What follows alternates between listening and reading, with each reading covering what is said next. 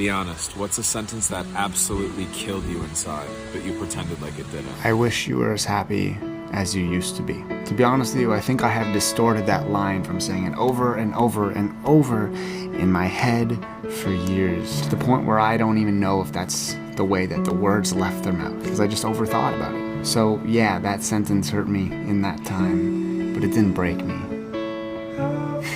I ended up doing that to myself. I was in the living room playing with my baby sister, and out of nowhere my mother comes storming into the living room. She snatched the baby back from me and took her back to her room. Then she storms back into the living room screaming obscenities. At this point, I'm trying to figure out what she's talking about. While in my confused state, she decided to calm down and tell me the sentence, "Come here, baby. I love you. I won't hurt you." After hearing that, those words comforted me. Then I proceeded to take those steps toward her. Then sure as shit, that bitch started to beat me into a 4-day coma. So long story short, the day I heard those words, "Come here, baby. I won't hurt you. I love you," I realized. I got one for you. A few years ago, when I just graduated college, I was trying to direct my first feature film. So I bought like a $150 ticket to a networking event where you meet with industry professionals, aka gatekeepers. So I walk in all dressed up in my suit, I have my pitch deck, my sizzle reel, I'm ready to go. This woman who I was supposed to meet with, who by the way is very high up at a prominent women in film organization, shows up 15 minutes late to our 30-minute meeting. She sits down, doesn't apologize or acknowledge me, and so I just start explaining my pitch. She seems very distracted and uninterested in me, so I show her my sizzle. About 30 seconds in, she just shuts it off. She says to me, "Ugh, I don't want to watch a bunch of old white men just talking." And that's when I knew it was not going to be good. Because if she had just watched a few more seconds, she'd realize that that's absolutely not what my film was about. Then she proceeded to tell me that I was doing something too ambitious. I should set the project aside and go work for other filmmakers for a while. I was too young to be taking this on. The head of a women in film organization. Well, now the film's on Amazon Prime and I'm directing my second feature, so... Back in 2013, I was pursuing this person and I was treating him pizza. And while we were eating, he suddenly told me, "Why are you being so nice to me? You do know you're not my type." And then I immediately responded and said, "That's okay, I'm never anyone's type." So 8 years later, who's your type now, Beats? Alright, so we're gonna be fully transparent here, folks. I vividly remember in elementary, middle school, I participated in Vacation Bible School at my church. And just a little backstory, I can't sing.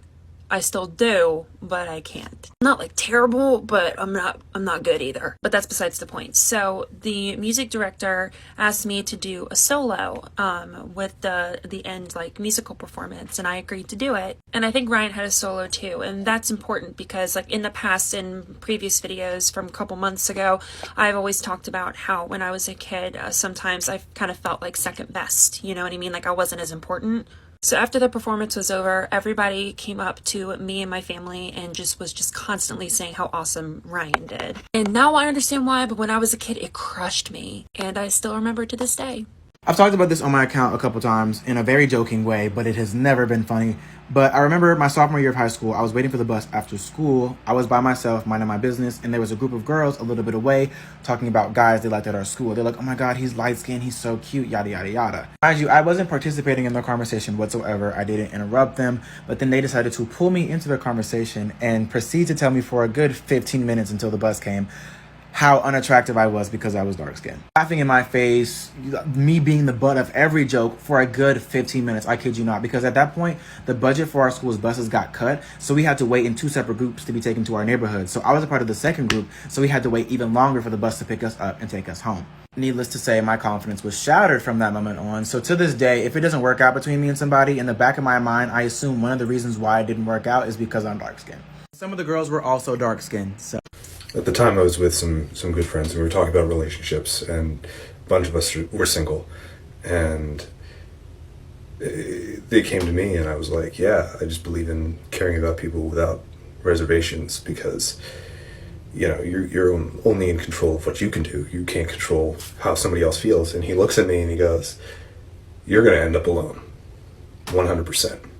No girl will ever want somebody like you with that attitude. Like, no one loves like that. And I carried that with me for a lot of years. But you know what? Someone important to me said to me, you need to start looking at yourself like you look at other people. And that has totally changed the way I see my life. So the last time I went back home was on December 2018. I was approximately around 200 pounds, 89 kilograms.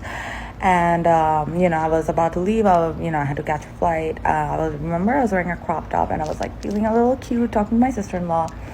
And at that moment, my mom felt like she should remind me, and her exact words were, "You're not even that beautiful, and you feel so confident. Now imagine if you were beautiful. Imagine if you were light-skinned."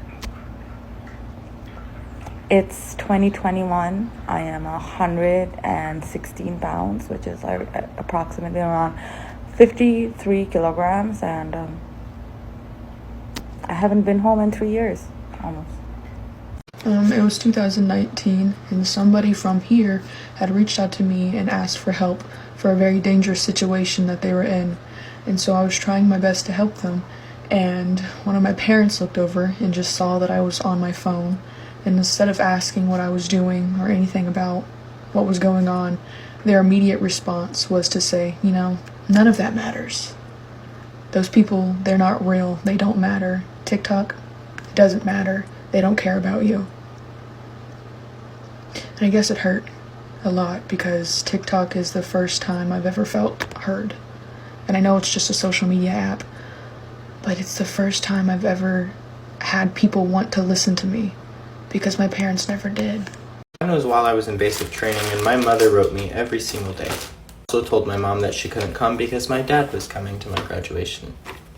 The entire time I was there, I only received one letter from him, and he says, "I apologize, but we're going on a cruise. We can't make it." And he promised me that he would come. I just wrote him back saying, "I completely understand, and I hope you have fun." And that really hurt because inside I genuinely thought he would come. But as always, my mom is the best, and she came through and she came. So yeah. I was 4 years old and I was molested. And the very next day, the person who molested me, something happened. It was a fight breaking out. I jumped in a fight. And we was fighting the person who molested me. And he just stops and just grabs me, push me back and tell me, "Stop before I tell your mother what you did last night." Yo, when I say I literally can still feel the anxiety rushing through my body because I did not know what the fuck I really did. All I remember is doing what I was told to do by somebody who I thought I could trust, somebody I thought was supposed to be family, but dealing with that for that happened for 15 years of dealing with that on my mind, what the fuck did I do wrong? Didn't realizing I did nothing wrong. I had a therapy professor tell me one time, you do not trust in your abilities and skills because you have never been given permission to believe in yourself. And as soon as I got to my car, I broke down in tears. For anybody who's grown up in an emotionally neglectful situation, maybe you had everything on the table, food on the table, your parents drove you to your events, you had shelter, you had the physical things, but your emotional needs weren't met with. A lot of times we lived in this system of invalidation to where, man, we did not think we had anything to bring to the table. We did not think that our feelings matter. If our feelings matter, how could the things that we do matter? If we don't matter, how could the things that we pursue matter? Why would we think we have gifts? So yeah, that statement killed me. It was really big and eye-opening, super helpful. I don't know if this counts, but I'm going to use it anyway. A while back, I was texting one of my best friends, the friend I grew up with, I knew the longest, just to ask what he was doing that weekend, because I knew him and his wife had just bought a new house. He said, "Not much, man. We're tired. It's been a long week moving. We're just going to be lazy." All right, that's fair. Then the next week I saw where they had a fucking housewarming party with everybody in our friend group. And it wasn't an impromptu party either. There was decorations and shit. So needless to say, I don't consider that my friend group anymore. But I'll still talk to that friend every now and then, and he'll always be like, "Hey, man, I miss you. We should hang out. We should catch up." And I'm like, "Yeah, man, we should." But I know we shouldn't, and we won't.